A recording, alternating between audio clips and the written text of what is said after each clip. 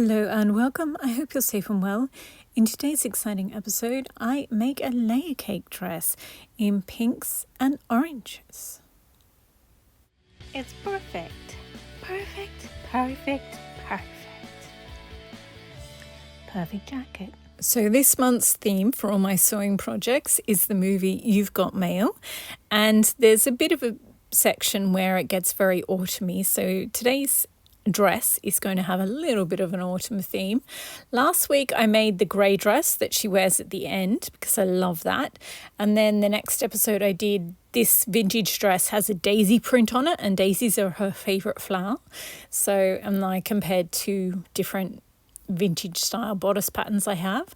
Now I'm going to make a layer cake dress. These are all ones that I plan on making, but this one, that plaid fabric, I actually bought it after Halloween last year, so it is a Halloween fabric, even though it doesn't have witches or black cats on it or anything.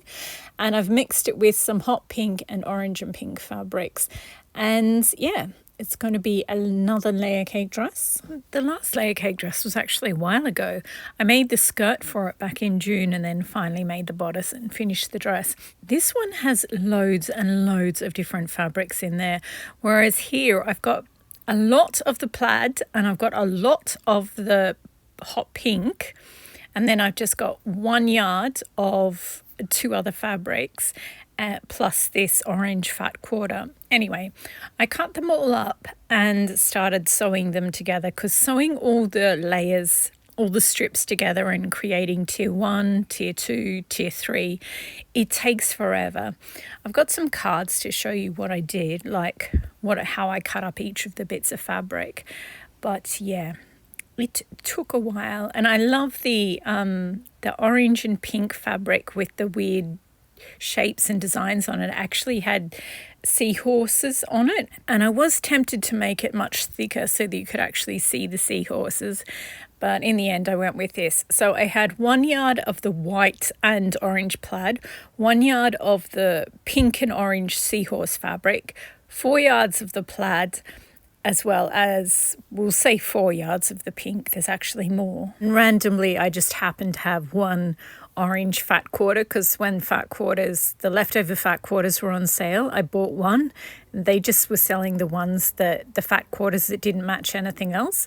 So I had that, and as you can see, the dress is divided into 3 tiers.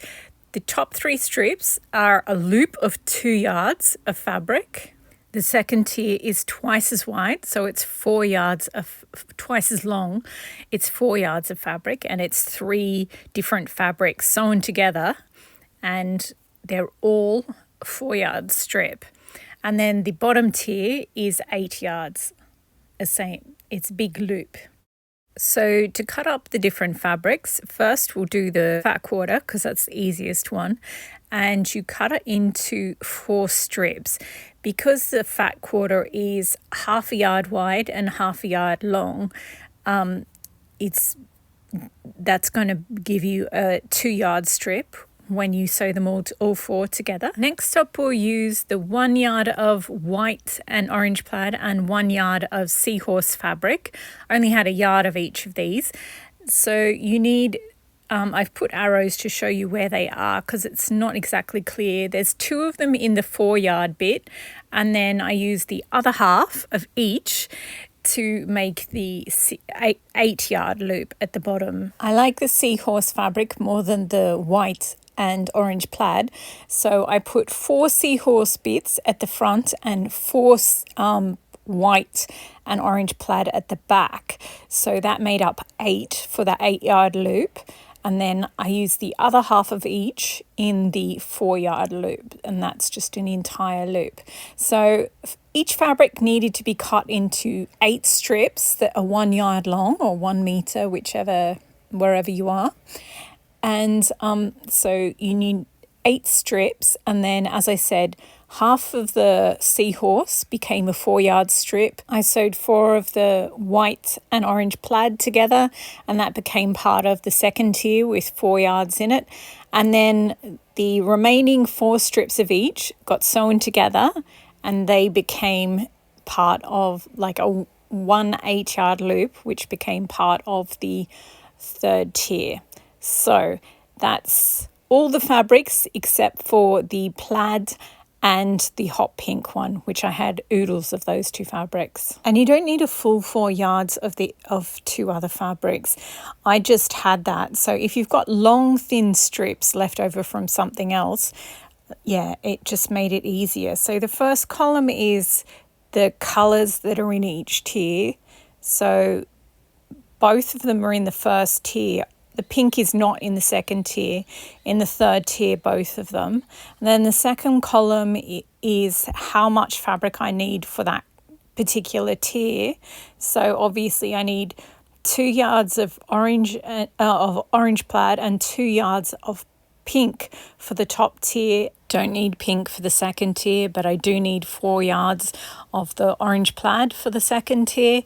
And then I need 8 yards strip of each for the bottom one. And if you have a 4 yard long bits, the third column tells you if you're making 4 yard strips, you obviously need only half of that strip for the top tier. The other half you could use in a patchwork dress or something. Second tier, you need a full strip. And then the bottom tier, you need, because it's 8 yards, you need 2 4-yard bits and sew them together. And then, so that is how everything was cut up. And once everything was cut up, then I sewed tier 1 together, tier 2 together, and tier 3 together. And then you just pleat them down, attaching tier 1 to tier 2 and then tier 2 to tier 3. And finally, you have yourself a skirt. It does take a long time, but I just did a little bit at a time. So I got there eventually. And Sunday's episode was me making this cropped jacket, bolero really, from the 1950s. And I had it on the mannequin without a dress or a t-shirt underneath. And it just seemed so ridiculously short. But now that I've got a dress on the mannequin, I actually quite like it. I think I've got some footage of me turning the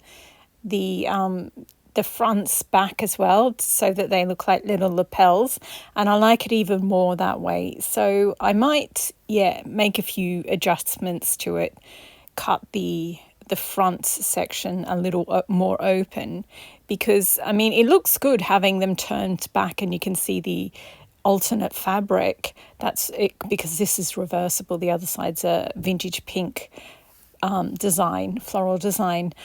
I love it, but what I'm looking for is a jacket that I can bead, and you can't turn back beading onto beading or it would get caught in itself and you might potentially damage it.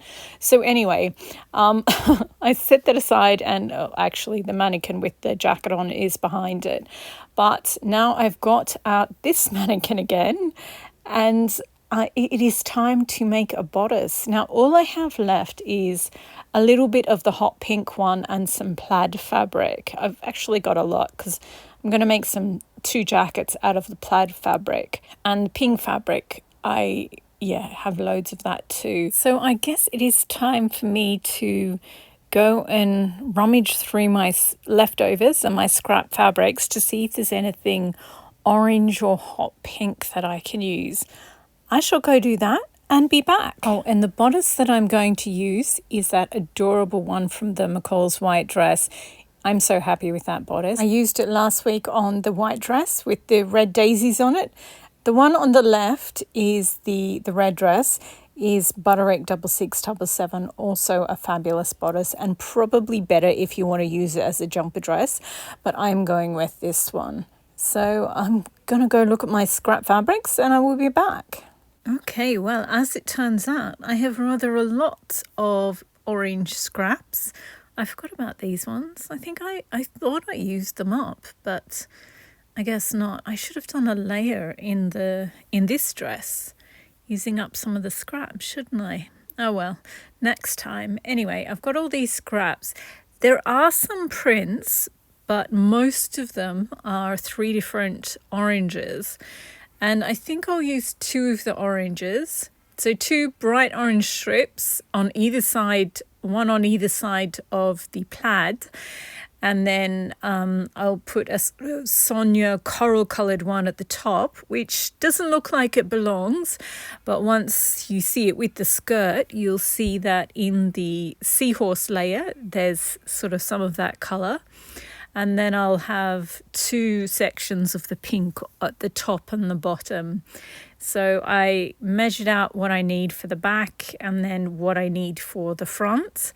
And then I sewed them all together and then I pressed them, and you just have to splay the seams open when you iron them on the back. Otherwise you end up with too much bulk. It's better to split the seam.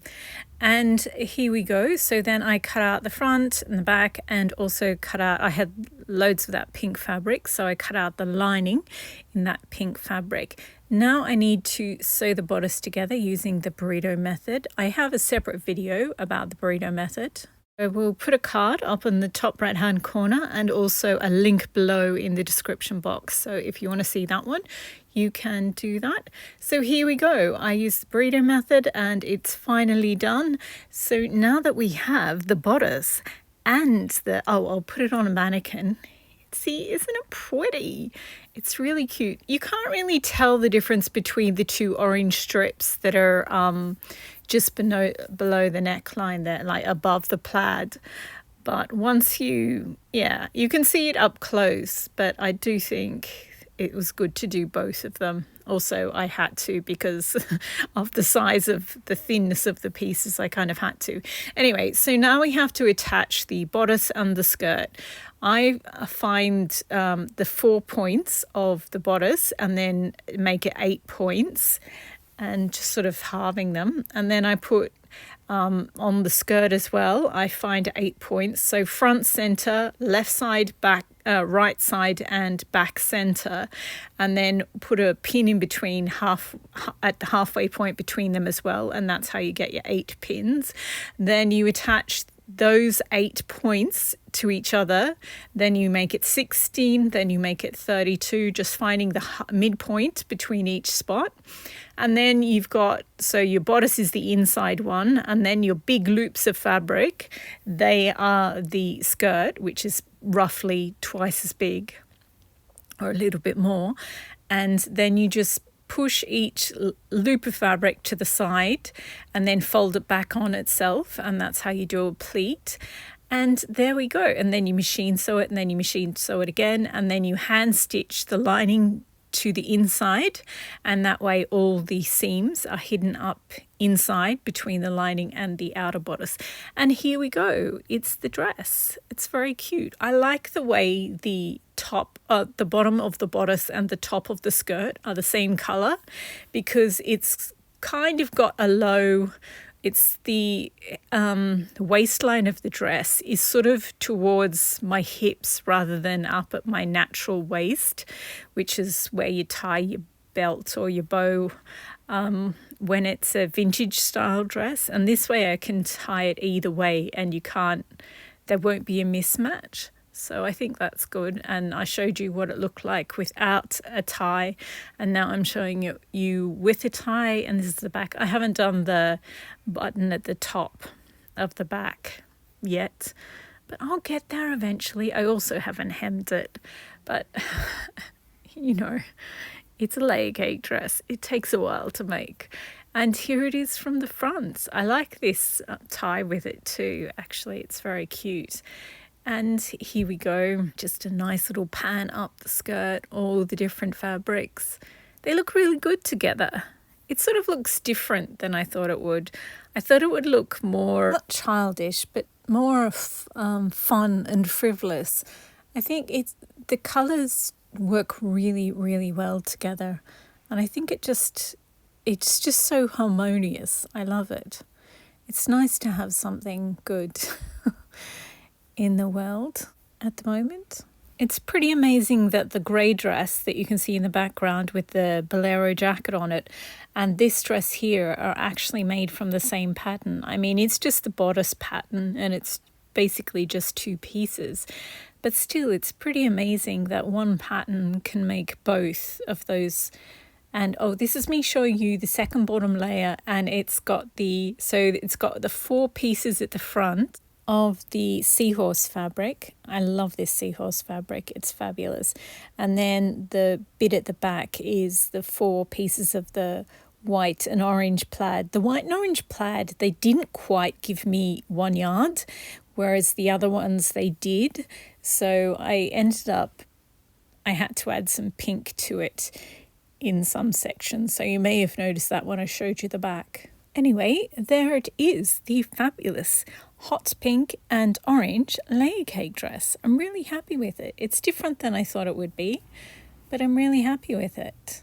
Normally when I make layer cake dresses, I try and use as many fabrics as possible, but there's only a couple in this one and I kind of like it. I mean, I have made, there's the yellow dress that only has 3 fabrics in it. And actually the strawberry dress only has 3 fabrics in it. The pale pink broderie anglaise, the red, and the strawberry fabric, the pale pink fabric with strawberries on it. That's only 3 as well. This strikes a nice balance between the absolute chaos of every single layer being a completely different fabric and the ones where I've only used, 3 fabrics in the entirety. So yeah, I like this. It's cute. Oh, I suppose on the bodice I did use that Sonia, the coral coloured one. And I do think it matches really well with the 2 layers where I've used the seahorse fabric, sort of above the knees and down near the bottom. Very cute. Anyway, that's it for this video. Thank you very much for watching. I hope you've been inspired to make a layer cake dress. Oh my goodness. Making the skirt takes forever. I know a few of you have just done knee length ones or mid-calf ones, and yeah, I think that's a good idea. Doing a full length one is a lot, but totally worth it. So that's 1 down.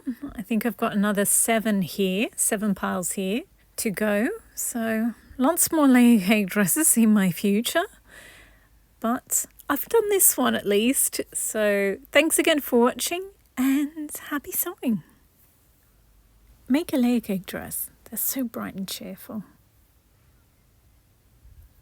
Well, I mean, I suppose you could use doomy, gloomy fabrics, but or more autumnal ones.